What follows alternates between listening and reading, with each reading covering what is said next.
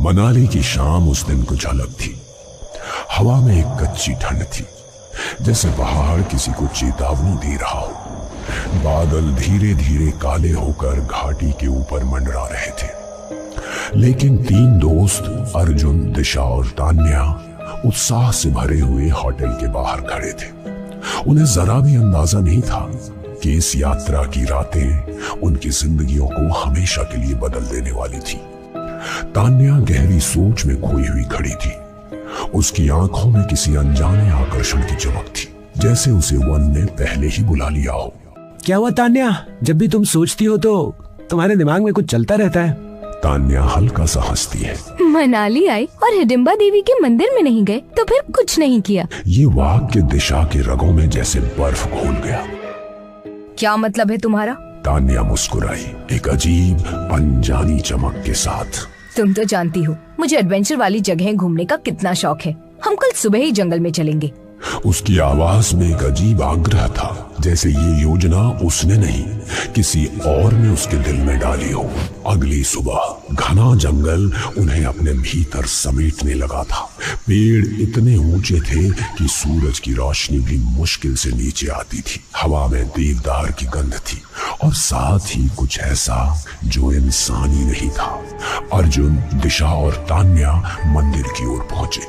मंदिर की पुरानी लकड़ी, काले रंग की मूर्तियां एक ऐसा माहौल बना रही थीं जिसे देखकर कोई भी श्रद्धा से झुक जाए। लेकिन तान्या हंसने लगी।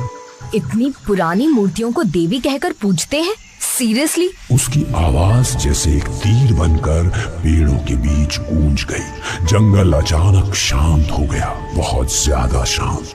अर्जुन और दिशा भी हल्की सी हंसी दबा नहीं पाए कि तभी मंदिर की सीढ़ियों के पीछे से एक बूढ़ी औरत निकली। उसकी चाल धीमी थी लेकिन मौजूदगी भारी। उसकी आंखों में लाल सी चमक, चेहरा झुर्रियों से नहीं रहस्यों से भरा था। देवी के तप स्थान पर हंसी नहीं उड़ाई जाती बच्चे, ये स्थान जागृत है। कौन हो तुम? मेरा नाम देवकी है। तान्या हंसकर बोली। आंटी, हम तो मजाक कर रहे थे, डराने की जरूरत नहीं है। देवकी आगे बढ़ी। उसकी कदमों की आवाज मिट्टी पर नहीं, हवा में सुनाई दे रही थी।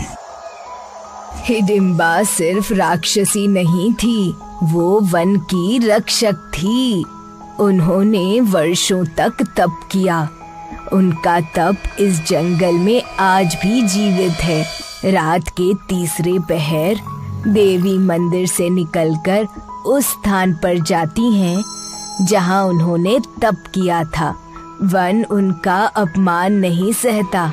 जो भी हंसी, अपमान या बदतमीजी करता है, उसका मन जंगल अपने अंदर खींच लेता है। देवकी ने तान्या की आंखों में सीधी नजरें डालकर कहा, अगर देवी का अपमान हुआ तो विश्वास रख बेटी, तू इन जंगलों से कभी लौटकर नहीं जा पाएगी। हमेशा के लिए इन्हीं गहराइयों में भटकेगी। अर्जुन और दिशा को डर ने जकड़ लिया, लेकिन तान्या अब भी यही सोच रही थी कि ये सब लोकल लोगों का टूरिस्ट को डराने का तरीका है। ओह प्लीज, इतना डरावना मत बोलो। हम टूरिस्ट हैं, भूत नहीं। तीनों चले जाओ, अभी भी समय है। देवी सब देख रही हैं। लेकिन तीनों दोस्तों ने उसकी चेतावनी को हवा में उड़ा दिया। रात सामान्य लग रही थी, लेकिन पहाड़ की खामोशी अक्सर तूफान का संकेत होती है। रात के 2:30 बजते ही होटल में एक भयावह चीख गूंजी। अर्जुन और दिशा दौड़कर तान्या के कमरे में पहुंचे। उनके कदम दरवाजा खोलते ही रुक गए। तान्या बिस्तर पर खड़ी थी।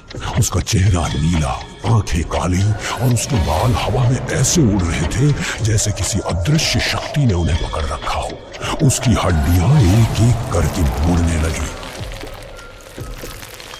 किसी पेड़ की सूखी टहनी की तरह टूटती हुई आवाजें कमरे में भर गईं और तभी उसने गहरी भर्राई हुई आवाज में कहा, तुमने वन की देवी का अपमान किया है। उसी पल होटल के कांच की खिड़की अपने आप टूट गई। तान्या खिड़की से छलांग लगाकर बाहर अंधेरे में दौड़ गई। अर्जुन और दिशा उसके पीछे भागे, लेकिन बाहर का जंगल आज उन्हें पहचान नहीं रहा था। हवा भेड़िए की तरह चिल्ला रही थी, पेड़ों की शाखें जैसे रास्ता रोक रही थी। धरती की गंध भी अचानक बदली हुई थी, मानो जंगल खुद जिंदा हो। तान्या दौड़ती दौड़ती वापस हिडिंबा देवी मंदिर में घुस गई। मंदिर का प्राचीन दरवाजा अपने आप खुला। अंदर अंधेरा था, लेकिन वो अंधेरा साधारण नहीं, वो किसी शक्ति का घर था। तान्या अंदर पहुंचते ही गायब हो गई, जैसे मंदिर की हवा ने उसे निगल लिया। अराजक हवा, चरमराती लकड़ी, जैसे मंदिर धीरे धीरे जीवित हो उठा। अर्जुन और दिशा ने मंदिर में कदम रख दिया। मंदिर का अंदरूनी हिस्सा किसी दूसरे संसार जैसा लग रहा था। दीवारों पर पुरानी लकड़ियों से रिश्ती नमी, छत से टपकती बूंदें और हर दिशा में घना अंधेरा, जैसे देवी का तप अभी भी इसमें जल रहा हो। अर्जुन और दिशा अंदर कदम रखते ही समझ गए, ये मंदिर अब ईश्वर का स्थान नहीं, किसी आत्मा का निवास है। अंधेरा उनके पीछे पीछे सांस ले रहा था। दिशा कांपती आवाज में पुकारती है, तान्या तुम कहाँ हो? देखो हमें डराओ मत। अर्जुन भी आवाज लगाता है, दिशा तुम कहाँ हो? उनकी आवाजें दीवारों से टकराकर लौट आई, लेकिन तान्या की तरफ से कोई जवाब नहीं। बस मंदिर में बसी हवा बार बार सिहरन भेज रही थी, मानो कोई उनकी आवाज को निगल रहा हो। फिर अचानक दोनों की नजर मंदिर के बीचों बीच ठहर गई। वहां तान्या खड़ी थी, उसका पूरा शरीर कांप रहा था। चेहरा इंसानी नहीं रहा, आंखें गहरी काली जैसे दो गुफाएं हों।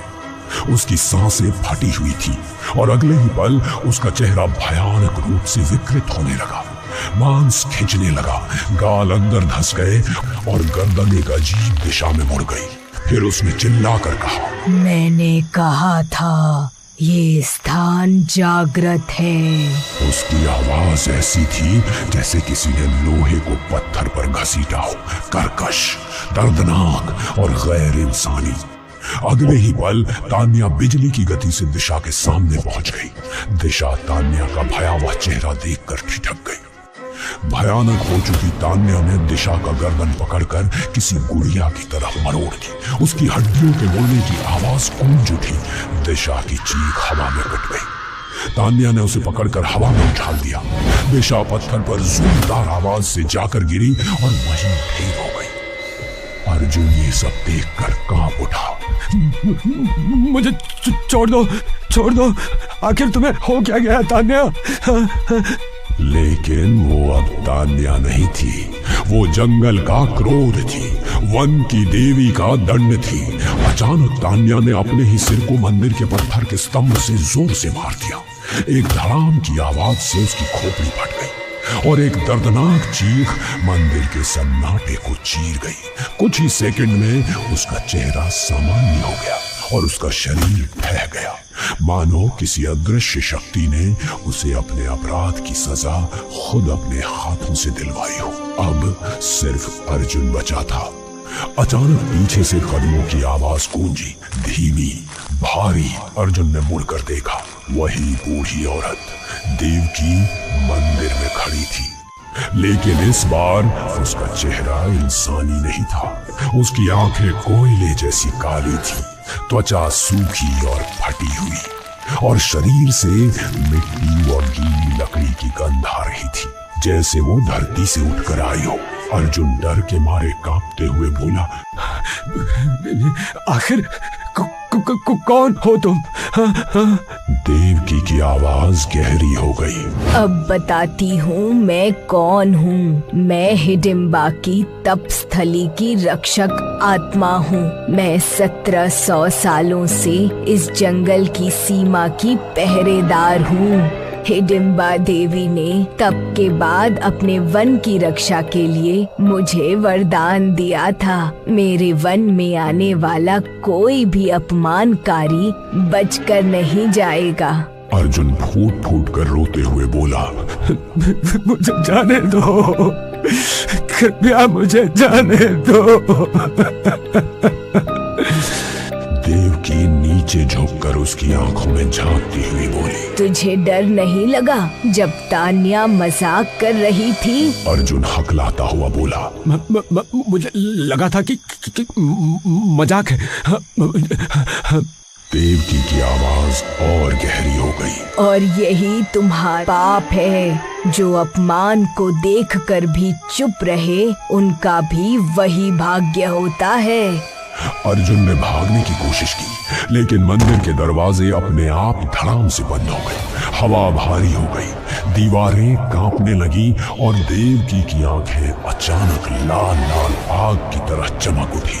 अब तू भी यहीं रहेगा, हमेशा के लिए जंगल की छाया बनकर। और अगले ही पल अर्जुन की चीख पूरे जंगल में गूंज उठी। चीख जिसे पहाड़ों ने निकल लिया, पेड़ों ने सूख लिया और देवदार की हवा अपने भीतर ले गई। अगली सुबह मनाली पुलिस होटल पहुंची, फिर जंगल, फिर मंदिर। उन्होंने घंटों तलाश की, पेड़ खंगाले गए, फर्श खुरचा गया, मंदिर का हर कोना देखा गया, लेकिन न तान्या मिली, न दिशा, न अर्जुन। तीनों का कहीं भी कोई निशान नहीं मिला, मानो पहाड़ उन्हें हमेशा के लिए निगल चुका हो।